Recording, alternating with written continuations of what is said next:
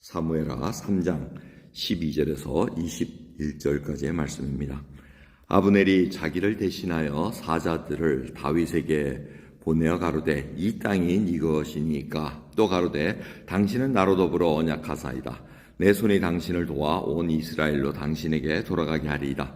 다윗이 가로되 좋다. 내가 너와 언약하려니와 내가 내게 한 가지 일을 요구하노니 나를 보러 올 때에 위선 사울의 딸 미가를 데리고 오라. 그렇지 아니면 내 얼굴을 보지 못하리라 하고 사울의 아들 이스보셋에게 사자들을 보내어 이르되 내 처 미가를 내게로 돌리라. 저는 내가 전에 블레셋 사람의 양피 100으로 정원한 자니라. 이스보셋이 보내어 그 남편 라이스의 아들 발디엘에게서 취하매 그 남편이 저와 함께 오되 울며 바울림까지 따라왔더니 아브넬이 저에게 돌아가라 하매 돌아가니라. 아브넬이 이스라엘 장로들에게 말하여 가로되 너희가 여러 번 다윗으로 너희 임금 삼기를 구하였으니 이제 그대로 하라. 여호와께서 이미 다윗에게 대하여 말씀하기를 내가 내 종 다윗의 손으로 내 백성 이스라엘을 구원해 블레셋 사람의 손과 모든 대적의 손에서 벗어나게 하리라 하셨음이니라 하고 아브넬이 또 베냐민 사람의 귀에 말하고 이스라엘과 베냐민의 온 집이 선히 여기는 모든 것을 다윗의 귀에 고하려고 헤브론으로 가니라. 아브넬이 종자 20인을 더불어 헤브론에 이르러 다윗에게 나아가니 다윗이 아브넬과 그와 함께한 사람을 위하여 잔치를 배설하였더라. 아브넬이 다윗에게 고하되 내가 일어나 가서 온 이스라엘 무리를 내 주 왕의 앞에 모아 더불어 언약하게 하고 마음에 원하시는 대로 모든 것을 다스리시게 하리이다. 이에 다윗이 아브넬을 보내매 저가 평안히 가니라. 아멘. 아브넬이 나섭니다. 마치 자기가 모든 것을 다 이룰 수 있을 것처럼 해서 다윗에게 얘기를 하는데 무슨 얘기를 합니까? 12절을 보면 이 땅이 네 것이니까 이건 마치 다윗 땅 아닙니까? 하고 들리지만 아브넬 내가 사실은 많은 땅을 좌지우지할 수 있습니다. 내 힘이 그 정도입니다. 이제 그걸 보여주고 있습니다. 내가 협력하지 않으면 다윗 왕 당신은 이 땅을 온 이스라엘의 왕으로 등극할 수 없습니다. 이제 그 얘기를 하고 있습니다. 그래서 미략을 하고 있는 겁니다. 지금 와서 내가 이렇게 할 테니 당신에게 다 바칠 테니 나의 신변을 좀 안전 이렇게 보장해 주고 나의 지분도 좀 이렇게 따로 떼 주십시오. 이제 그 얘기를 하고 있는 겁니다. 다윗이 이게 진짜인가 아닌가 한번 알아보기 위해서 그러면 내 처 미가를 좀 보내라 하고 이렇게 얘기를 합니다. 그래서 다윗의 원하는 것을 사자를 통해서 다윗의 사자를 통해서 이스보셋에게 보냅니다. 이 이스보셋이 받아보고 이제 아브넬이 옆에서 협박을 했겠죠. 저 미가를 보내야 됩니다. 하니까 할 수 없이 보내는데 참 이 애처롭습니다. 미갈이 거의 10년 넘게 다른 사람의 부인이 돼서 살았는데 그 남편이 발디엘이라는 이름입니다. 발디엘이 쫓아왔다는 겁니다. 저 언덕 너머까지 쫓아오면서 울면서 쫓아왔는데 참 발디엘이라는 사람도 참 안타깝죠. 자기가 다윗의 처였던 사람을 알면서도 사울 왕이 그냥 억지로 경혼시키니까 또 결혼을 합니다. 뭐 어쩌면 안 했으면 좋았을 텐데 이제 이런 일들이 일어나고 다윗이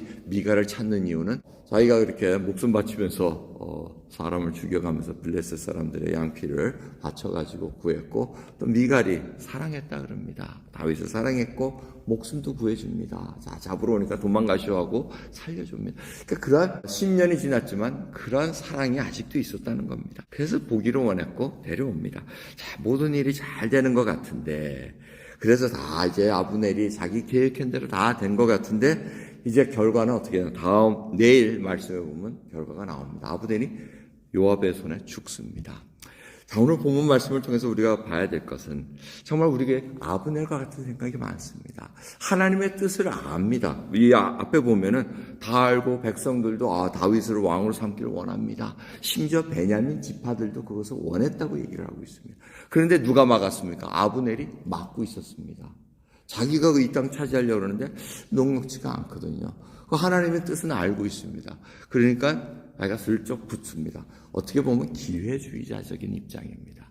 그리고 자기가 이 정도 힘이 있으니까 뭐 영향력이 있으니까 내가 이렇게 해가지고 하면은 내가 보호도 받고 내 이익도 좀 챙기면서 이런 날팍한 생각 속에 지금 하나님의 뜻을 마치 이루는 것처럼 하나님의 뜻이 다윗으로 하여금 온 이스라엘의 왕이 되는 것 아닙니까? 그게 제가 하겠습니다. 하지만 그 속에는 자기의 숨은 동기들이 있다는 겁니다. 이와 같이 아브넬의 성향은 우리 모두에게 있습니다. 그걸 한번 살펴보기를 원합니다. 하나님의 뜻을 압니다. 하나님의 뜻을 알면서도 그 속에 자기도 뭔가 숟가락을 하나 얹어가지고 자신도 뭔가 덕을 보려는 그러한 발박한 수단 속에서 살아가는 게 얼마나 많습니까? 그래서 인간관계도 그런 식으로 합니다.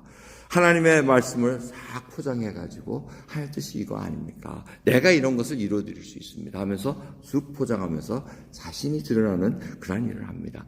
그런데 한 지도자를 세우고 한 나라를 세우는 것이 어찌 그러한 자로서 이루어질 수 있겠습니까?